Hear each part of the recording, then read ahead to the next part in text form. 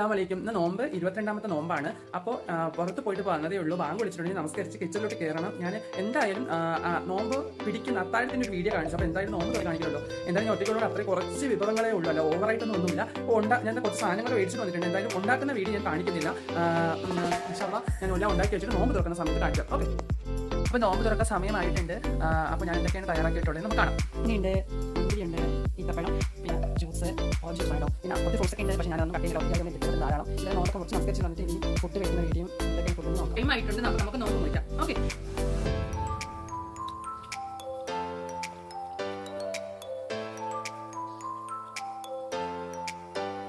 നെച്ചോറ് വെച്ചിട്ടുണ്ട്, ചിക്കൻ കറി, chicken fry. അങ്ങനെ എൻ്റെ നോമ്പ് തുറ ഇന്നത്തെ നോമ്പ് തുറ സ്പെഷ്യലാണ്.